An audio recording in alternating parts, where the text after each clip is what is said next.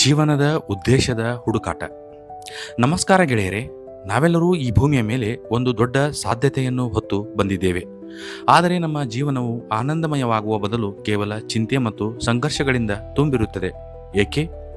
ಓಶೋ ಅವರು ಈ ಪ್ರವಚನದಲ್ಲಿ ನಮ್ಮ ಜೀವನದ ಸಾರ್ಥಕತೆಯನ್ನು ಕಂಡುಕೊಳ್ಳಲು ಮನಸ್ಸಿನ ಭೂಮಿಯನ್ನು ಹೇಗೆ ಸಿದ್ಧಪಡಿಸಬೇಕು ಎಂಬುದನ್ನು ವಿವರಿಸುತ್ತಾರೆ.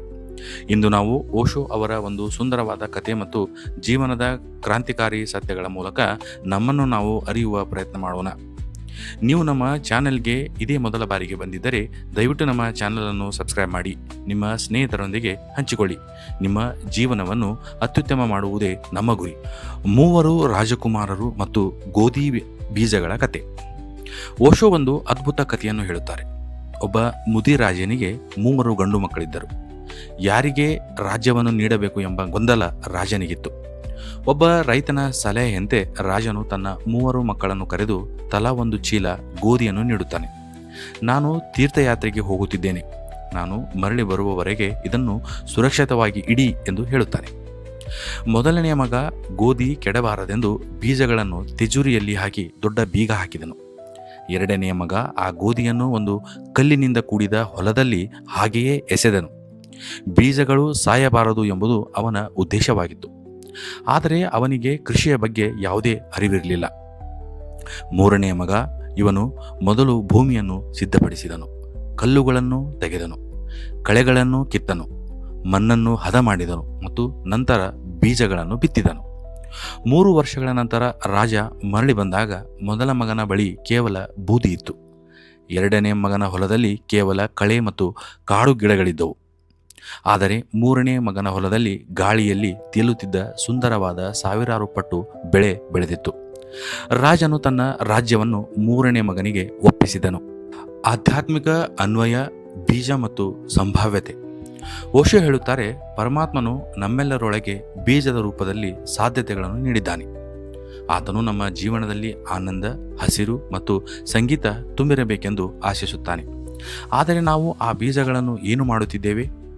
ಕೆಲವರು ಆ ಜ್ಞಾನವನ್ನು ತಿಜೋರಿಯಲ್ಲಿ ಇಟ್ಟು ಅದು ಬೂದಿಯಾಗಲು ಬಿಡುತ್ತಾರೆ. ಇನ್ನು ಕೆಲವರು ಭೂಮಿಯನ್ನು ಸಿದ್ಧಪಡಿಸದೆ ಪ್ರಯತ್ನವನ್ನು ಪಡುತ್ತಾರೆ. ನಮ್ಮ ಮನಸ್ಸನ್ನು ಸಿದ್ಧಪಡಿಸುವುದು ಎಂದರೆ ಏನು? ರೈತ ಹೇಗೆ ಕಲ್ಲುಗಳನ್ನು ತೆಗೆಯುತ್ತಾನೋ ಹಾಗೆಯೇ ನಾವು ನಮ್ಮ ಮನಸ್ಸಿನ ಹಳೆಯ ಗಾಯಗಳನ್ನು, ಕಲ್ಲು ಕಸಗಳನ್ನು ತೆಗೆಯಬೇಕು. ಓಶೋ ಪ್ರಕಾರ ಆಧ್ಯಾತ್ಮಿಕ ಸಾಧಕನ ಮೊದಲ ಕೆಲಸವೆಂದರೆ ಮನಸ್ಸಿನ ಸ್ವಚ್ಛತೆ. ಇದು ಒಂದು ನಕಾರಾತ್ಮಕ ಕೆಲಸದಂತೆ ಕಂಡರೂ ಹೊಸ ಕಟ್ಟಡ ಕಟ್ಟಲು ಹಳೆಯದನ್ನು ಕೆಡವಲೇಬೇಕು. ಅತಿ ದೊಡ್ಡ ಅಡ್ಡಿ ನಮ್ಮ ಜ್ಞಾನ. ಓಶೋ ಇಲ್ಲಿ ಅತ್ಯಂತ ವಿವಾದಾತ್ಮಕ ಅಂದರೆ ಆಳವಾದ ಮಾತನ್ನು ಹೇಳುತ್ತಾರೆ. ಪರಮಾತ್ಮನ ಹಾದಿಯಲ್ಲಿ ಅತಿ ದೊಡ್ಡ ಅಡ್ಡಿ ಎಂದರೆ ಅದು ನಾವು ಪಡೆದ ಜ್ಞಾನ. ನನಗೆ ಗೊತ್ತು ಎಂಬ ಹಠ ಮತ್ತು ಅಹಂಕಾರವು ನಮ್ಮನ್ನು ಹೊಸದನ್ನು ಕಲಿಯುವುದರಿಂದ ತಡೆಯುತ್ತದೆ. ಸಾಕ್ರಟಿಸ್ನ ಉದಾಹರಣೆಯನ್ನು ಓಶೋ ನೀಡುತ್ತಾರೆ. ಸಾಕ್ರಟಿಸ್ ತನ್ನ ಸಾವಿನ ಸಮಯದಲ್ಲಿ ಹೇಳಿದ್ದನು, ನನ್ನಷ್ಟು ದೊಡ್ಡ ಅಜ್ಞಾನಿ ಯಾರೂ ಇಲ್ಲ. ಈ ಅರಿವು ಯಾರಿಗೆ ಬರುತ್ತದೋ ಅವರಿಗೆ ಸತ್ಯದ ದ್ವಾರಗಳು ತೆರೆಯುತ್ತವೆ.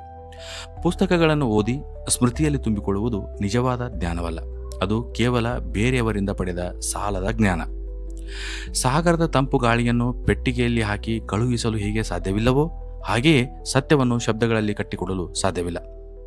ಒಬ್ಬ ರಾಜನು ಒಬ್ಬ ಕಲಾವಿದನಿಗೆ ಅವನ ಕಲೆಯನ್ನು ಮೆಚ್ಚಿ 10,000 ವರಹಗಳನ್ನು ಕೊಡುವುದಾಗಿ ಹೇಳುತ್ತಾನೆ. ಅದೇ ರೀತಿ ಆ ಕಲಾವಿದ ರಾಜನ ಬಳಿ ವರಹಗಳನ್ನು ಕೇಳಲು ಹೋದಾಗ ಆತ ಕೇವಲ ಮಾತಿನಿಂದ ನಾನು ನಿಮಗೆ ಖುಷಿಪಡಿಸಲು ಹಾಗೆಂದೇ ಹೊರತು ನಿಜವಾಗಲೂ ನಿಮಗೆ ಯಾವುದೇ ವರಹ ಕೊಡುವ ಉದ್ದೇಶ ನನಗೆ ಇರಲಿಲ್ಲ ಎಂದನಂತೆ. ಮಾತೇ ಬೇರೆ, ಅದರ ರೂಪವೇ ಬೇರೆ. ಕೃತಕ ಕಂಡೀಷನಿಂಗ್ ಮತ್ತು ನಮ್ಮ ನಂಬಿಕೆಗಳು. ರಷ್ಯಾದ ವಿಜ್ಞಾನಿ ಪಾವ್ಲೋವ್ ಮತ್ತು ಅವನ ನಾಯಿಯ ಉದಾಹರಣೆಯನ್ನು ಓಶೋ ಹೇಳುತ್ತಾರೆ. ನಾಯಿಗೆ ಆಹಾರ ನೀಡುವಾಗ ಪಾವ್ಲೋವ್ ಗಂಟೆ ಬಾರಿಸಿ ತನ್ನ ನಾಯಿ ಕರೆದು ಅದಕ್ಕೆ ರೊಟ್ಟಿ ನೀಡುತ್ತಿದ್ದ. ಕಾಲ ಕಳೆದಂತೆ ಕೇವಲ ಗಂಟೆ ಬಾರಿಸಿದರೆ ಸಾಕು ನಾಯಿಯ ಬಾಯಲ್ಲಿ ನೀರು ಬರುತ್ತಿತ್ತು. ಇದನ್ನೇ ಕಂಡೀಷನಿಂಗ್ ಎನ್ನುತ್ತಾರೆ. ನಮ್ಮ ಜೀವನವು ಹೀಗೇ ಆಗಿದೆ. ಬಾಲ್ಯದಿಂದಲೇ ನಾವು ಕೆಲವೊಂದು ಕಟ್ಟುಪಾಡುಗಳಿಗೆ ಕಂಡೀಷನಿಂಗ್ ಹಾಕಿಕೊಂಡಿದ್ದೇವೆ. ಉದಾಹರಣೆಗೆ, ನಾವು ಯಾವುದೇ ಒಂದು ದೇವಸ್ಥಾನ ಕಂಡರೆ ಸಾಕು ಕೈ ಮುಗಿಯುತ್ತೇವೆ. ಅದು ನಮ್ಮ ಒಳಗಿನಿಂದ ಬಂದ ಭಕ್ತಿಯಲ್ಲ, ಅದು ಕೇವಲ ಒಂದು ಯಾಂತ್ರಿಕ ಅಭ್ಯಾಸ. ಇಂತಹ ಕಲಿತ ಜ್ಞಾನವು ನಮ್ಮನ್ನು ನಿಜವಾದ ಅನ್ವೇಷಣೆಯಿಂದ ತಡೆಯುತ್ತದೆ. ಏಕೆಂದರೆ ನಾವು ನಮಗೆಲ್ಲ ತಿಳಿದಿದೆ ಎಂದು ಭ್ರಮಿಸುತ್ತೇವೆ. ಈ ಭ್ರಮೆ ಇರುವವರೆಗೆ ನಮ್ಮೊಳಗೆ ಸತ್ಯಕ್ಕಾಗಿ ಹಸಿವು ಉಂಟಾಗುವುದಿಲ್ಲ. ಅಜ್ಞಾನದ ಸ್ಥಿತಿ ಮತ್ತು ಕಲಿಕೆಯನ್ನು ಮರೆಯುವುದು. ಹಾಗಾದರೆ ಇದಕ್ಕೆ ಪರಿಹಾರವೇನು? ಓಶೋ ಹೇಳುತ್ತಾರೆ, ನಾನು ಏನನ್ನು ತಿಳಿಯದವನು, ಸ್ಟೇಟ್ ಆಫ್ ನಾಟ್ ನೋಯಿಂಗ್ ಎಂಬ ಸ್ಥಿತಿಗೆ ಬರುವುದು ಆಧ್ಯಾತ್ಮದ ಮೊದಲ ಮೆಟ್ಟಿಲು. ಜರ್ಮನ್ ಸಂಗೀತಗಾರ ವ್ಯಾಗ್ನರ್ನ ಉದಾಹರಣೆಯನ್ನು ಇಲ್ಲಿ ನೆನಪಿಸಿಕೊಳ್ಳಬಹುದು. ಅವರು ಈಗಾಗಲೇ ಸಂಗೀತ ಕಲಿತು ಬಂದವರಿಂದ ಹೆಚ್ಚಿನ ಫೀಸ್ ಪಡೆಯುತ್ತಿದ್ದರಂತೆ. ಏಕೆಂದರೆ ಅವರು ಈ ಮೊದಲು ಕಲಿತ ತಪ್ಪು ವಿಷಯಗಳನ್ನು ಮರೆಯಿಸುವುದು ಹೆಚ್ಚು ಕಷ್ಟಕರವಾಗಿತ್ತಂತೆ. ಅಂದರೆ ಅನ್ಲರ್ನಿಂಗ್ ಎಂದು ಕರೆಯುತ್ತಾರೆ. ನಾವು ಕೂಡ ನಮ್ಮಲ್ಲಿರುವ ಸಾಲದ ಜ್ಞಾನವನ್ನು, ಶಾಸ್ತ್ರದ ಮಾತುಗಳನ್ನು ಪಕ್ಕಕ್ಕಿಟ್ಟು ನಮ್ಮ ಅಜ್ಞಾನವನ್ನು ಒಪ್ಪಿಕೊಳ್ಳಬೇಕು. ಈ ಅಜ್ಞಾನವು ಒಂದು ದಾಹವಾಗಿ ಅಥವಾ ಹಸಿವಾಗಿ ಬದಲಾದಾಗ ಮಾತ್ರ ನಾವು ಸತ್ಯವನ್ನು ಹುಡುಕಲು ಹೊರಡುತ್ತೇವೆ. ಉಪಸಂಹಾರ ಮತ್ತು ಮುಂದಿನ ಹೆಜ್ಜೆ. ಗೆಳೆಯರೇ, ಇಂದು ನಾವು ನಮ್ಮ ಮನಸ್ಸಿನ ಭೂಮಿಯನ್ನು ಸಿದ್ಧಪಡಿಸುವ ಬಗ್ಗೆ ತಿಳಿದುಕೊಂಡೆವು. ನಾವು ಕೂಡ ಆ ಮೂರನೇ ರಾಜಕುಮಾರನಂತೆ ನಮ್ಮ ಮನಸ್ಸಿನ ಕಲ್ಲುಗಳನ್ನು, ಅಹಂಕಾರವನ್ನು ಮತ್ತು ಸಾಲದ ಜ್ಞಾನವನ್ನು ತೆಗೆದುಹಾಕೋಣ. ಆಗ ಮಾತ್ರ ಪರಮಾತ್ಮ ನೀಡಿದ ಬೀಜಗಳು ನಮ್ಮೊಳಗೆ ಮೊಳಕೆ ಒಡೆದು ಆನಂದದ ಫಸಲನ್ನು ನೀಡುತ್ತವೆ. ಈ ವಿಡಿಯೋ ನಿಮಗೆ ನಿಮ್ಮನ್ನು ಅರಿಯಲು ಸ್ವಲ್ಪವಾದರೂ ಸಹಾಯ ಮಾಡಿದೆ ಎಂದು ನಾನು ಭಾವಿಸುತ್ತೇನೆ. ಈ ಕುರಿತು ನಿಮ್ಮ ಅನಿಸಿಕೆಗಳನ್ನು ಕಮೆಂಟ್ ಮಾಡಿ. ಇಂಥ ಹೆಚ್ಚಿನ ಆಧ್ಯಾತ್ಮಿಕ ಮತ್ತು ತಾತ್ವಿಕ ವಿಷಯಗಳಿಗಾಗಿ ನಮ್ಮ ಚಾನಲನ್ನು ಸಬ್ಸ್ಕ್ರೈಬ್ ಮಾಡಿ.